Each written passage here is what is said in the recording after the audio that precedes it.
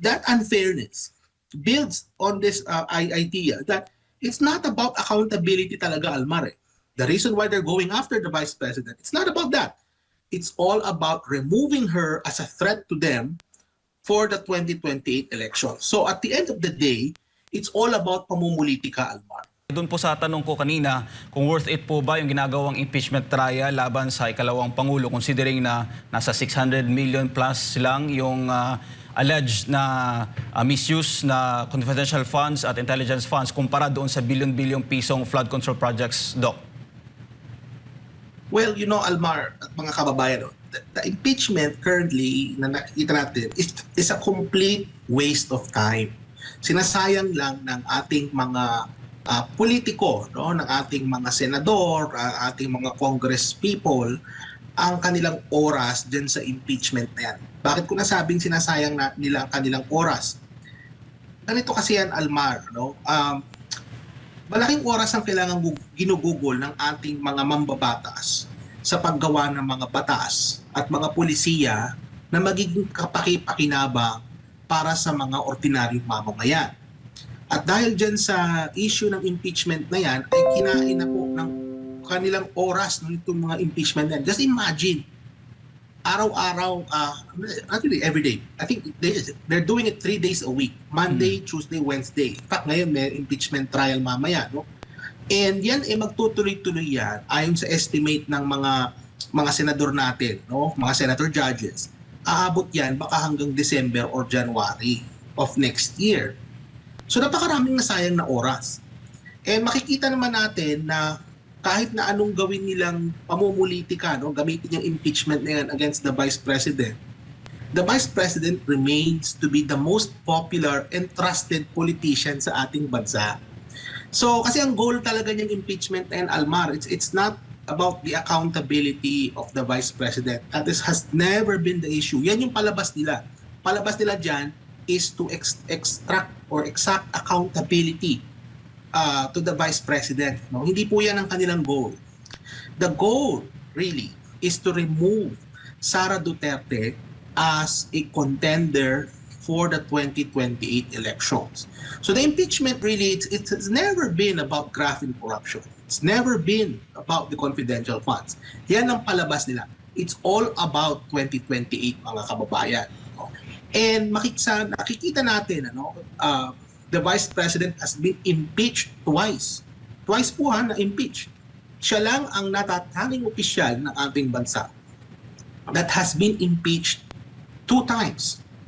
Pero makikita natin, no? In fact, the trial, unang article na sila, nakita naman natin, wala naman sila napatunayan.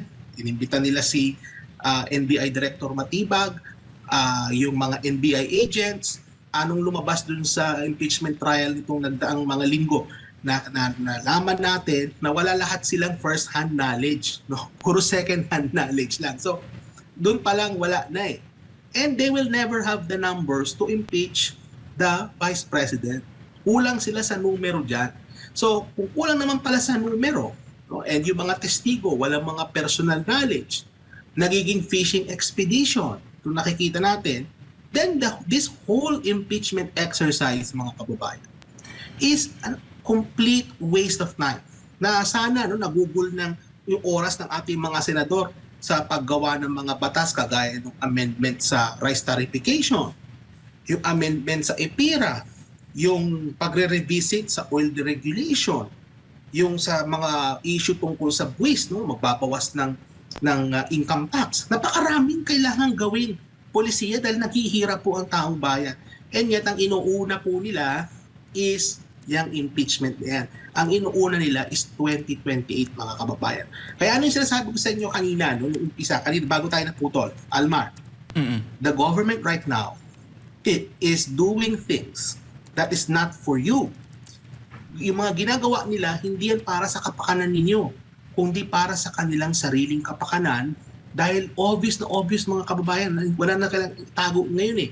Kitang-kita na ang inuuna nila dyan, Almar, is pamumulitika. Ang inuuna nila dyan is all about 2028 and them staying in power para mas lalo pa po silang makinabang. Kaya yung impeachment na yan, that is a complete waste of time.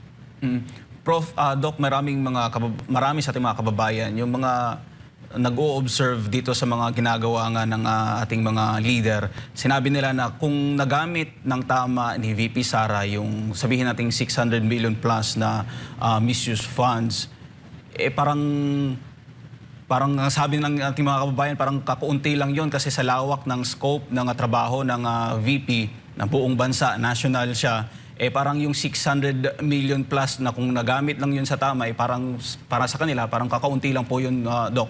Tama po ba yung observation natin mga kababayan, Doc? Ganito kasi yan eh.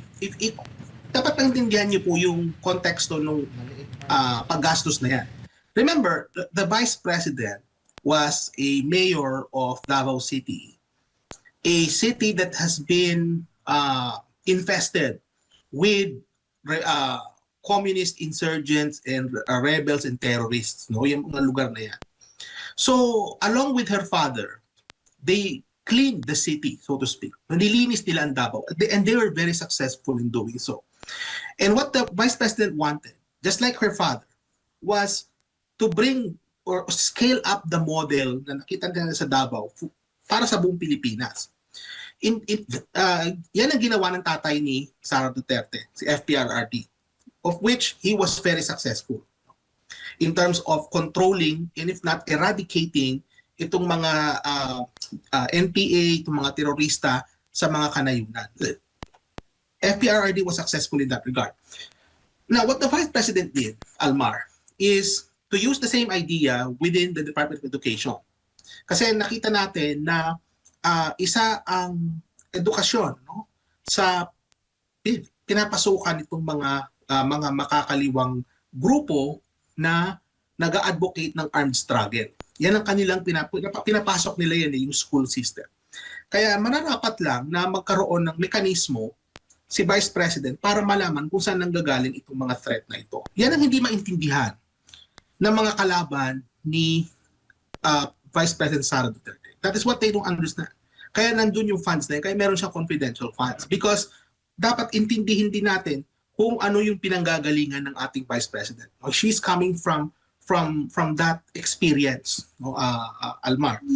And besides, yung amount in question is very minuscule or very small compared dun sa bilyong korupsyon na allegations sa ating mga magbabatas, no, kay dating Speaker Martin Romualdez di umano, sa mga ibang mga senators, no, nang tumatanggap ng mga maleta di umano, may mga ganyang allegations, Almar. So kung on balance of things, no, kung titingnan mo, kung titimbangin mo, hindi fair itong nangyayaring paghahabol nila kay Vice President Duterte for that amount, and yet meron mga ibang mga politicians na kaalyado ng gobyerno ngayon that they're allowed to be free in spite of the fact na mas malaki yung allegations, na yung mga amounts involved dun sa mga allegations sa kanila.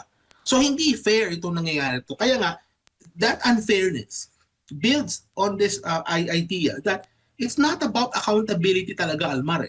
The reason why they're going after the Vice President, it's not about that. It's all about removing her as a threat to them for the 2028 election. So at the end of the day, it's all about pamumulitika, Almar.